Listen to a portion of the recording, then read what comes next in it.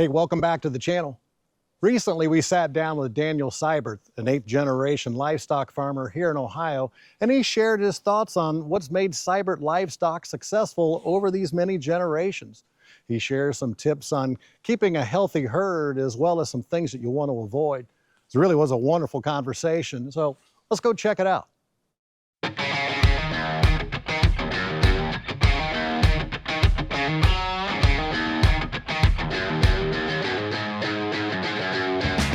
So Daniel, how long have you guys been in the livestock business? I could trace it clear back into 1836. We came over from Germany. So 8 generations of history of our family having livestock. Here in Ohio? Here in Ohio. We're all local. All around us is all family. My dad's only a mile away. My other brother's only like a mile and a half away. I live right here.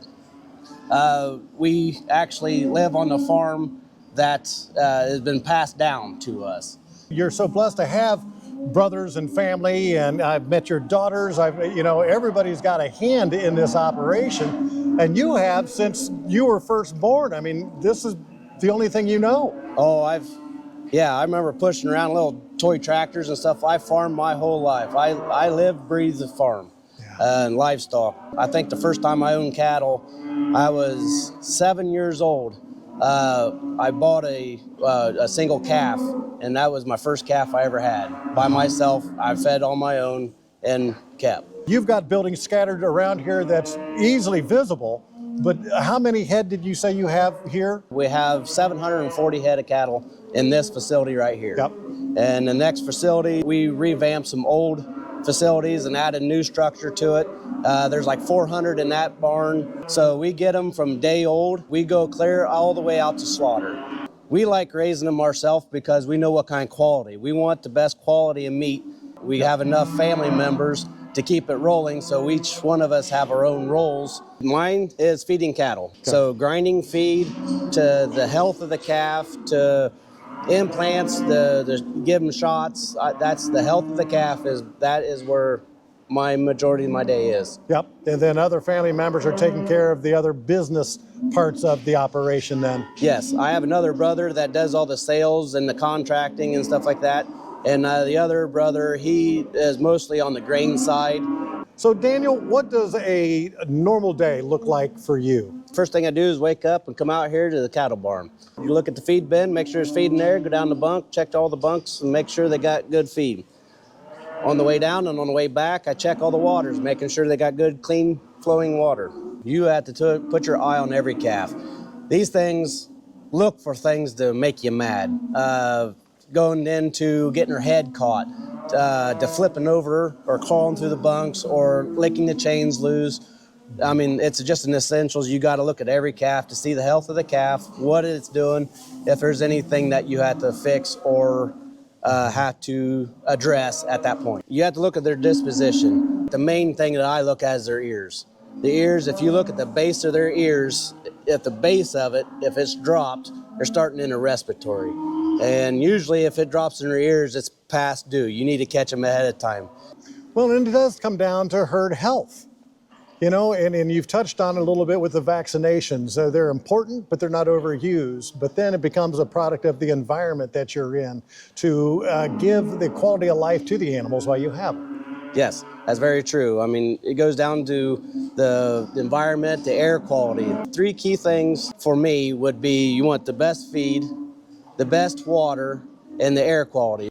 So this is a family operation from top to bottom. Give me an unforgettable moment that you may have had over the years. Best part of it to keep me proud would be my daughters. If they want to be involved with this farm, that's about the most proudest moment I could be, so I could start the next generation. I mean, we haven't done it just for up to the 8th generation. We want to prolong this thing to make this a legacy. Bring it the 9th generation, the 10th generation. Yes, that's what we're trying to shoot for.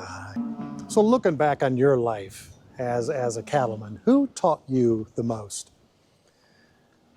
It'd be my grandfather and my father. It'd be the biggest ones. Starting to feed these calves when I used to go down with my dad, hauling cattle down to West Virginia, bringing them up here. That was about the times that I was really got interested in the livestock, to go see different areas, to bring it back to this operation. My family, that goes back to where I said my kids. I'm about the proudest moment is when your kids want to be involved, and I'm pretty sure they've felt the same way with me. Yeah. So we've established you've got a lot of buildings all around the area here. You got post frame, you got the K building, but you seem to keep coming back to the K. Why is that? Yeah, we have 8 K buildings. Main key thing is we do everything ourselves. As in, me and my family built this building ourselves. We poured the concrete, we put it all together. I mean, we don't like to hire too much out. We like to do everything ourselves, and it's about the easiest way to put a building up. The other reason we like these buildings is because this is a clear span 90-foot building. These steel structures is going to be better for wider base that you have. Yeah, and I think you used the term before, it's essentially an erector set for those people that are old enough that had erector sets as a kid. Yes. But it is, everything is just, it bolts together. It bolts together, and the way they have it, all the angles and everything for bracing wise, I mean, it's really easy to put up. You got a basic idea of construction, you can put a K building together. Yes. So your oldest K building is how old? Oh, we had one of the very first ones that Dan has ever built. So the ones before it even got the wood purlins, is still the steel purlins. So we got one of the very first ones, and we got one of the last ones they built. So well, I mean that could go back 50 years now, or thereabouts. So your brothers and everybody, how many people were on this particular build here?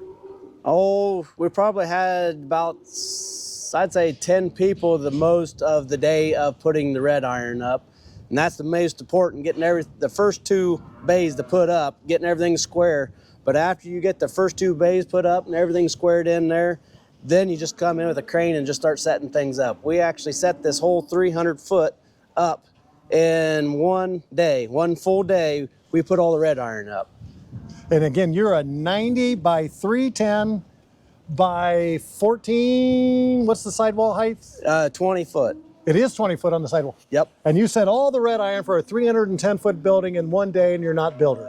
Yes. So in addition to the building itself, what have you put in this building to help support the livestock? I see we've got a feeding system here. Yes, there's 2 different ways we want to be able to feed. So we put this flex line in to help feed the grain side. But if you look, we didn't put any curbs on there, so we could still come in here and feed with a TMR mixer. So there's different ways we could feed the cattle in the same area for what we're doing. Yeah, it looks like you've got a 10 or 12 foot concrete pad here for your feed bunk side, and makes it easy to support that and Yes. get the equipment through here that you need. Yes. So again, we're talking about just different elements that you've included in this K building, and I see you've got a 30-foot sidewall header here opening up a big area in the sidewall for access. What's that all about? We wanted to open that up so we could bring cattle in and out easier, or machinery, or to have access to moving cattle through to running out to load them up. So this particular part of the building, when you come home with new livestock, this is where they get introduced to the building, is in this area right here. Yep, they come straight off the truck, and we introduce them into this working corral that we put in here. We just put this in. We're actually the very first ones in the United States to put this ProWay system in. It's just there's several different ways to move cattle, to work cattle, to do what you need to do, but this is the first one made in the United States from this company. What they like to do, it's all galvanized. It has all the rounded corners. It's different features that we like better than the other competitions that we see. Yeah, and so then when you come in here, this gives you a controlled environment to introduce the livestock, do whatever you need to do, tag them, do whatever you need to do through these gates. Yes, the reason we like to work them in here is that it lowers their stress level for that calf. So you don't want to stress the calf, because if you stress the calf, the vaccines don't work. You stress the calf, they get sick. And the other reason we put this in here is the bigger animals for my family to come around, we will not get hurt. So you're all behind gates, everything swings on the outside, so you're always on the outside of that calf, outside of the pen, so you don't get trapped and you don't get hurt. What has been your experience when you look at cattle in a post-frame building versus the hybrid K building? What I noticed more than anything, my respiratory started disappearing. It started becoming a lot better that way because they're rotating the air in there, so the air quality is a lot better for them to breathe in, so you have less respiratory problems at that point. So when we're talking about buildings in general and putting the heads of livestock in here that you do, how big does the layout of the building matter? What I like to do is set the building going east and west. The reason why I like east and west is you still get the sun on the feed side, so the calf will feel the warmth of the heat of the sun on the front side of it. And the air quality is when you get your wind to blow, it usually comes from the west that goes east. So you always want to put your youngest cattle to the west and the oldest cattle to the east, because if you have a disease or a virus going through your building, the older calves has a better chance of for immunity for that. The chimneys, I like to get the air quality back again. It funnels the air up to the top and it disperses it out the top. So I like the open structures of these buildings. How do buildings best support livestock? You want to put them on concrete so you can have a way to clean the manure up and have a better bedding pack for them to be in the up, warm, and dry area. This is your newest K building that you've got. You've actually built it. What were some of the key elements that went into this building? The sides are all opened up. You get air quality. That's why you put a chimney on here then also, just to create that pathway for the air to find its way out of the building. Yes. So Daniel, I mean, you're dealing with 1,500 head of cattle around here. There's got to be some things that have happened over the years that have just kind of completely caught you off guard and surprised you. What might be one of those? Well, when I was younger in a different facilities, I had a whole group of cattle get out, and it took a month and a half to get them all back. And when I say get them all back, is the last one we found dead was in the field. But when they get out, that's about the biggest nightmare I have with livestock, is when you get the phone call and say, "We see cattle, are these yours?" What is the toughest thing you do on a daily basis? I would say mostly leaving my family. I have to miss a lot of stuff. With livestock, it's every day, no matter what. Yeah. So Christmases, Thanksgivings, you have to be out here working with the cattle X amount of time during the day. On the reward side of it is, I could leave, I could get my chores done, and I could go do what I want with my family any other time of the day. Yeah. So I could think of a lot of other ways that you could make money in a lot easier lifestyle. Why do you choose to do this?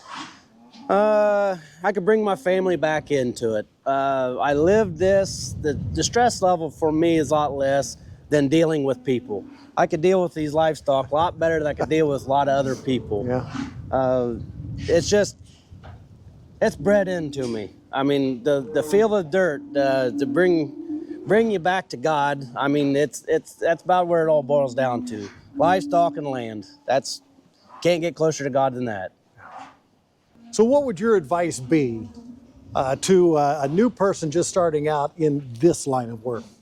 There's thousands of ways to feed cattle, but you got to figure out what works for you. So the best thing is to go find some people, work with them, talk to them, see what you want to do, see what kind of buildings you want to build, see what kind of feed that you want to feed.